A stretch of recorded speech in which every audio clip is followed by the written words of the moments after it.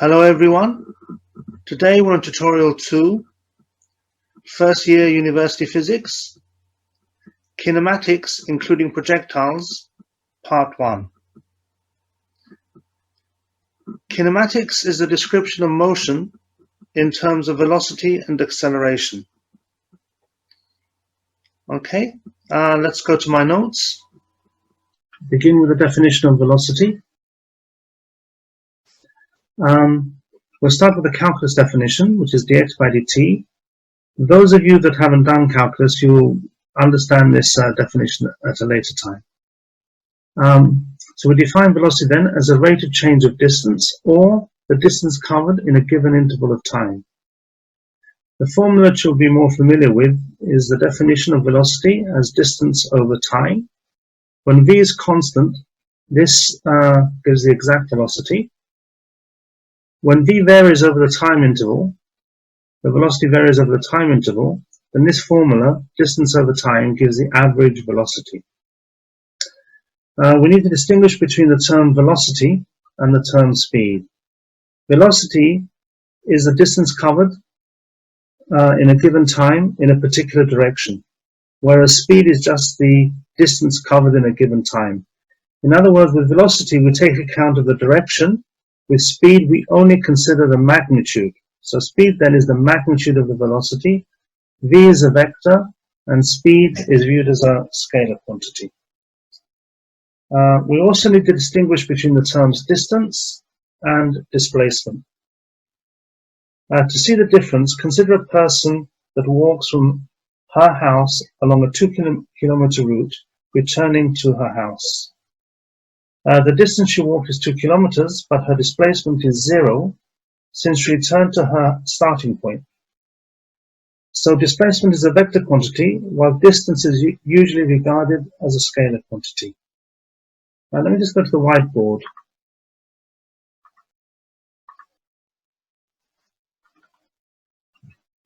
Let's have a look at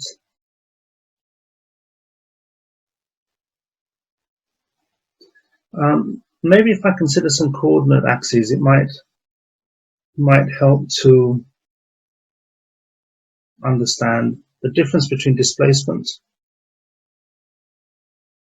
and distance. Supposing we start from the starting point and then we move along some curve. Clearly, we've walked or moved quite a distance. So the distance is some finite value. I don't know, let's call it A meters, whereas the displacement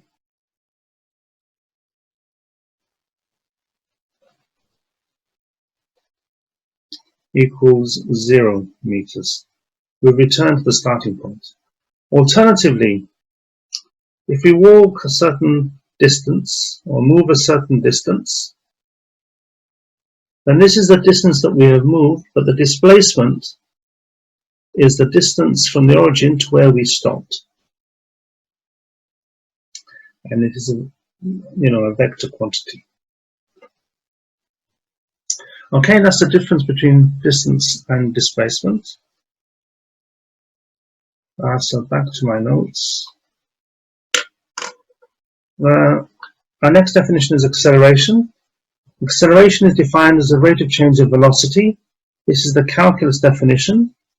The formula that you'll be more familiar with is this one. Again, if A is constant, then the formula acceleration equals velocity over time gives you the exact acceleration. If the acceleration varies, or if the velocity varies over the time interval, then the acceleration is the formula only gives the average acceleration. Let's look at distance time graphs.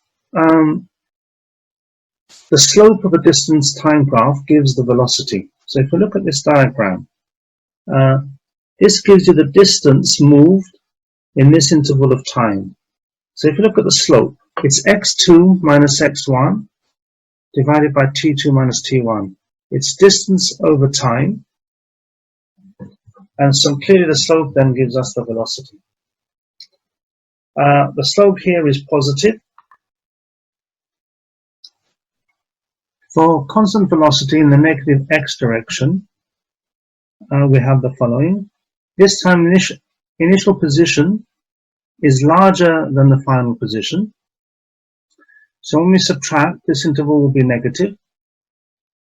The initial time is smaller than the final time, so this interval is positive, so that we see that we have a negative slope for this case.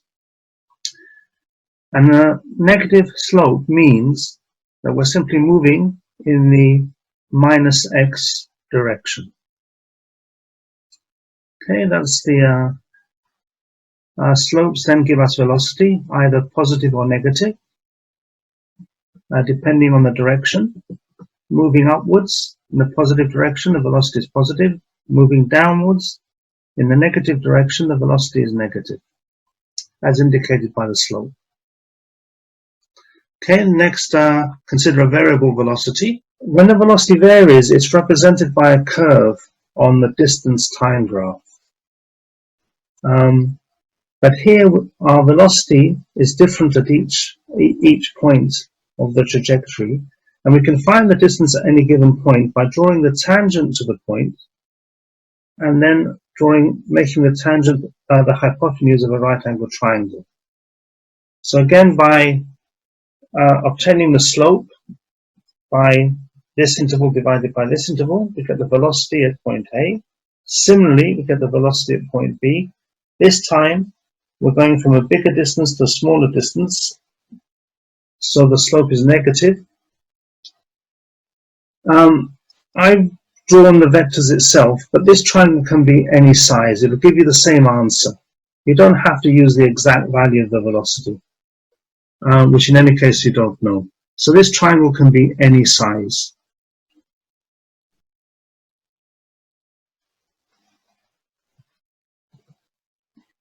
And this just repeats what I have said.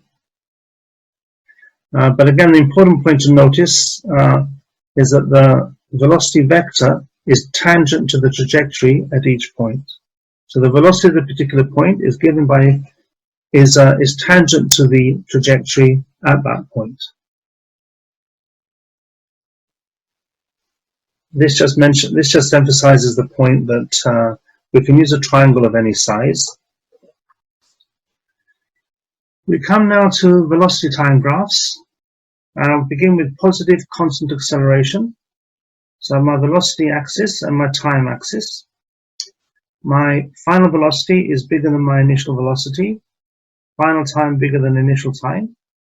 So here I have positive differences.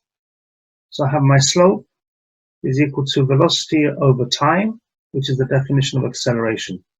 So the slope on a velocity time graph gives me acceleration. With a positive slope, it means that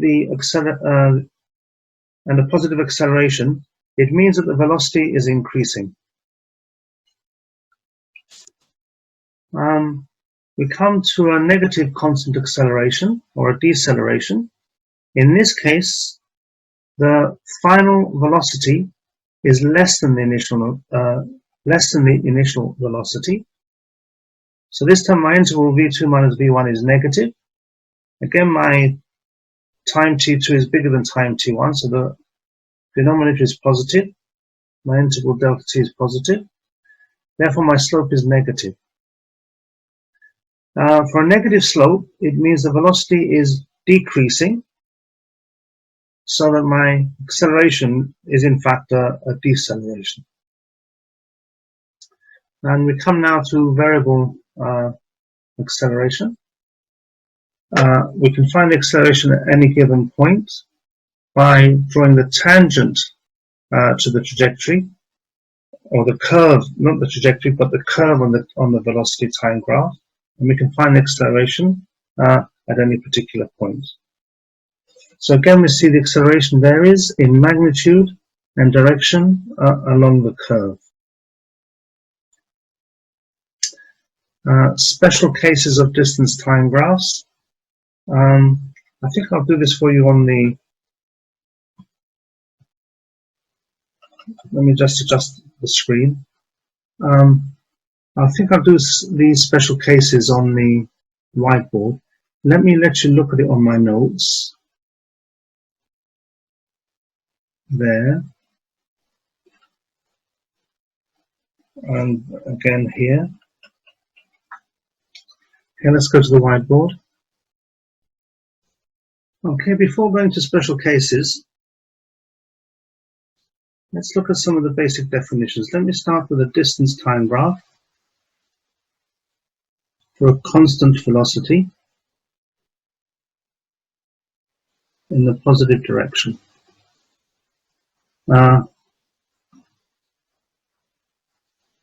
My T1,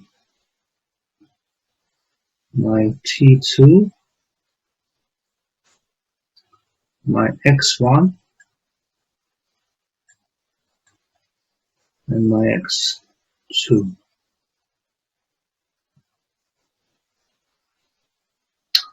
We call this interval delta X and this one delta T.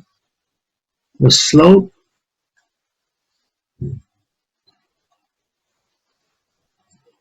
is going to equal X2 minus X1,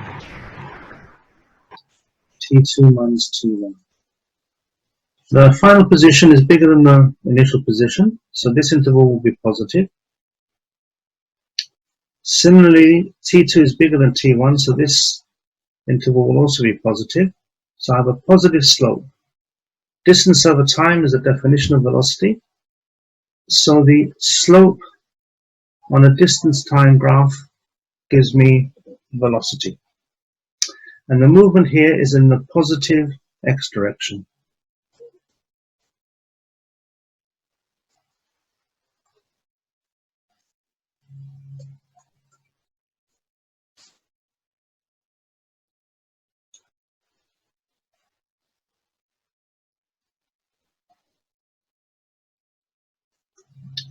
Okay.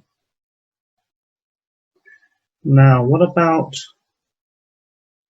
a negative slope on a distance time graph?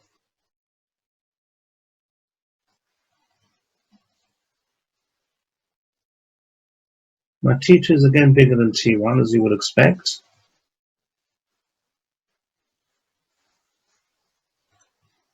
But this time, my initial position is bigger than my final position. I'll draw the intervals in a moment, but let's have a look what the velocity is here. Slope equals x2 minus x1 over t2 minus t1. This is bigger than this, so this is a positive interval. But this time, this is smaller than this one, so the final position is smaller than the initial position. This gives me a negative. Let me rub that out. It's supposed to be eraser. Let me do that again. This gives me a positive interval. This time x1 is bigger than x2. The initial position is bigger than the final position. This gives me a negative interval, so my slope is negative. So a negative slope on a distance time graph gives me a negative velocity, which means that movement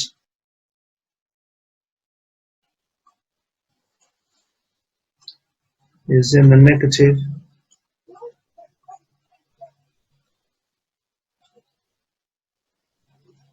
x direction. Okay, that's just running over some of the basic definitions. Now let me go to the special cases. So let's clear this. Let's consider a distance time graph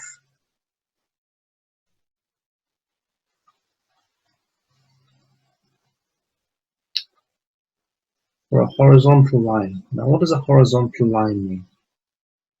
Well, my initial and final positions are the same. Let me just call them x. My time passes as usual, so my final time is bigger than my initial time. Now let's have a look at the velocity. Equals the slope, x2 minus x1, t2 minus t1 equals. This is a finite interval delta t, but now since my final position is equal to my initial position, this interval is 0, giving me 0 velocity. So a horizontal line then means 0 velocity, and it means that I'm standing still. You can even see on the graph, x is not changing, because the line is horizontal. So for any value of t that I choose, the x value stays the same. So I'm just standing still. Okay, what about a vertical line on a distance time graph? Okay, let me clear this and let's have a look at a vertical line on a distance time graph. Okay, let's draw a distance time graph again.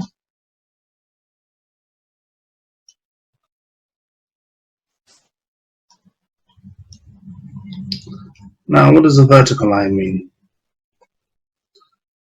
Well, this is T1, T2, and let's just choose an interval.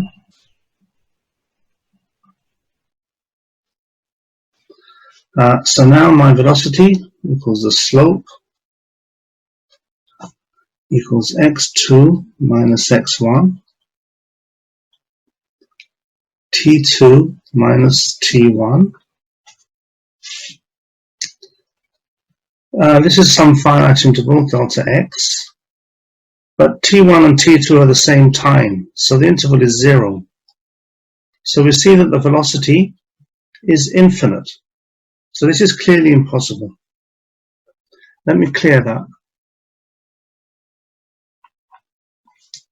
And let me draw a distance time graph again.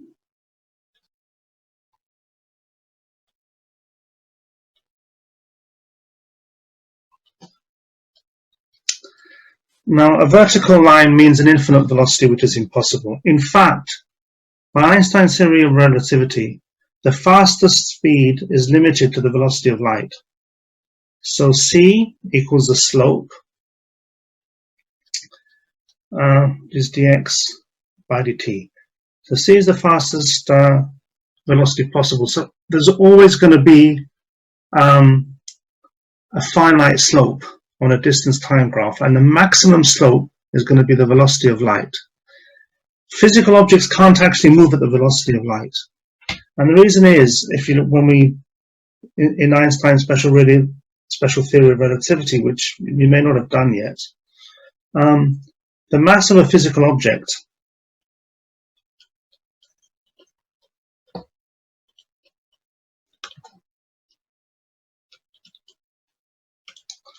approaches infinity as its velocity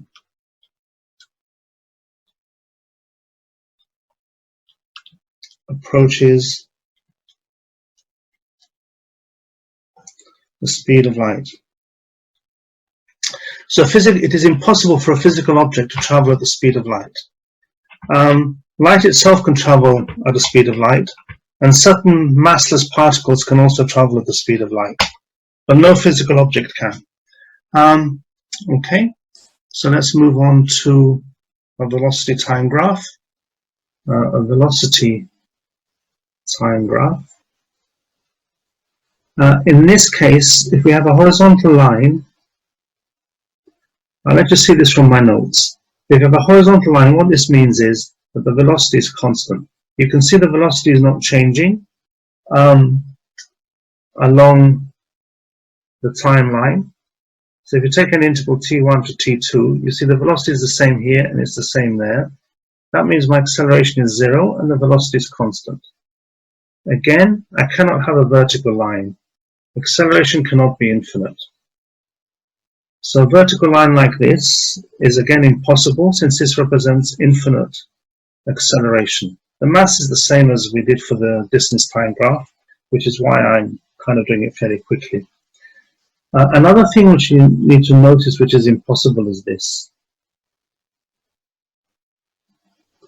Let's go velocity time graph.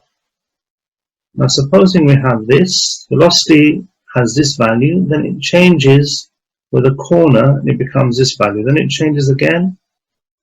What you need to understand is these things are impossible, because what this represents is a change in velocity in a single instant in time, which means the acceleration is infinite. So such corners on a velocity time graph are impossible. You have to have a curve there. Let me just rub those bits out. So when we change velocity, there has to be gradual, there has to be a curve. Then again, there has to be a curve. However, such graphs are drawn, but it should be just understood that sharp corners are approximations for a large acceleration. So if you have a very large acceleration, you can, as an approximation, represent the change as a point. But understand that, strictly speaking, this means infinite acceleration and is impossible. But it can only be used as an approximation for large accelerations. Okay, with that in mind, let's go back to the notes. We come now to another important feature of a velocity time graph, and that's the area under the curve of a velocity time graph. To see what this means, let's consider constant velocity, the simple case of constant velocity. And then we take a time interval from t1 to t2, and the velocity interval from 0 up to v2. The velocity we're looking at is actually the constant velocity v2 here, but it's this area, so it's this interval multiplied by this interval. So I take the time interval multiplied by the velocity interval, so it's delta t multiplied by delta v. The area under the curve is delta d, which is the distance covered. This comes from the formula for velocity. Velocity equals distance over time. Time multiplied by velocity is equal to distance. So we conclude then that the area under the curve of a velocity time graph equals distance. Let me say that again. The area under the curve of a velocity time graph equals distance. So that's an important thing to remember. Some examples. Here we have the area of a triangle, A, the area of a rectangle, the area of another triangle. If this interval is delta TA, delta TB, delta TC, then my velocity interval is from 0 to this level, which is some interval delta V. So my area then, formula for a triangle, base times height. Base times height, this one is divided by 2. For the triangle, again, base times height divided by 2. So we have the distance then is equal to this area. When you're considering a varying velocity, in other words, we have an acceleration which is varying, then the area under the curve still gives the distance covered, but this time we need to use calculus. We need to know how the curve varies with time, so we need to know the velocity as a function of time. Then we need to use calculus to calculate the area in this interval, and this again will give us the distance. Again, you won't understand this until you've done calculus. But this one, of course, is something that should be straightforward for you. We come now to the important constant acceleration formulae. I'm going to show you these and then derive them for you on the board using calculus. Again, if you don't know calculus, then just remember the formulae themselves, and later when you do calculus, come back to them. So let me show you the definitions in my notes, or my derivations and definitions. When I've determined the formula for velocity and for distance, if I eliminate time from these two formulae, I get my third formulae for, again, calculating acceleration or distance depending on what data that I'm given. So formula number 3 then comes by eliminating time from formula 1 and from formula 2. And I've done the proof. I'm going to show you the proof, but I won't go through it. It's for those of you that are interested. From equation 1, we make t the subject. From equation 2, I should say, we make this difference the subject and call it xf. Then substitute equation 4 into this, go through the steps, which I'll leave for you to go by yourselves. Then you'll end up with the third constant acceleration formula. But let me do the active derivation of the first two formulas on the board for you. Okay, let's begin with the calculus definition of acceleration, keeping in mind that acceleration is constant. I'm going to use another calculus operation called integration to solve this equation. So when I integrate and I follow the rules of integration, I get this. I want to find what this constant is, my constant of integration, which must come in the operation of integration. And I can find it by setting t equal to 0. So at t equals 0, I get v equals, well, this is 0, so this just equals c. I think I'll emphasize this by putting t equals 0 there. This is equal to c. And this is my velocity at time t equals 0, so this is my initial velocity.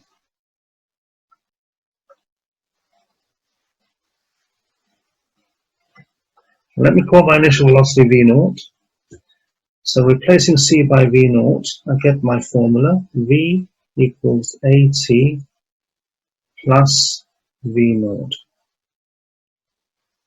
If you haven't done calculus yet, just remember the formula and come back to it when you eventually do calculus. But if you remember calculus, or if you know calculus, then it's a very easy formula to derive. v0 equals initial velocity.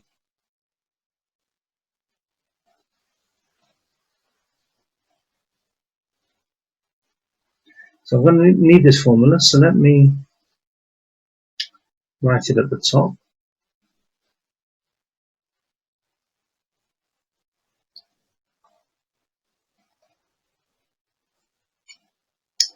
Okay, let me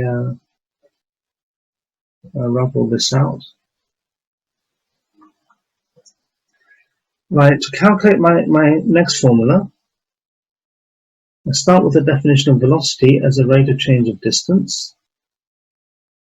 So I'm assuming acceleration's velocity is constant, so I can use this formula for the velocity here. So dx by dt equals at plus v0. Again, I solve this equation using the calculus operation of integration. Following the rules of integration, I get this.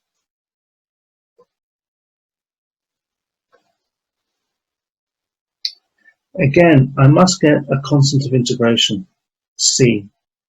To find what c is, again I set t equal to 0. So at t equals 0, x t equals 0 equals c. So once again, this is my initial position, the position at time t equals 0. So I'm going to call that x0 and call this the initial position. Well, not so much call it, it is the initial position. So I can write this formula now in the form x equals a half at squared plus v0 t plus x0.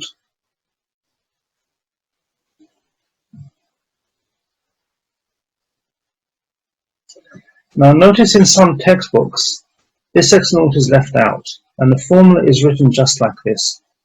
I really dislike this because it is not the full formula, it's a simplification. And the reason they make this simplification in many textbooks is because it's always convenient to choose X naught to be 0. But you should understand that this is the formula, and that this constant is chosen to be 0 as a matter of convenience.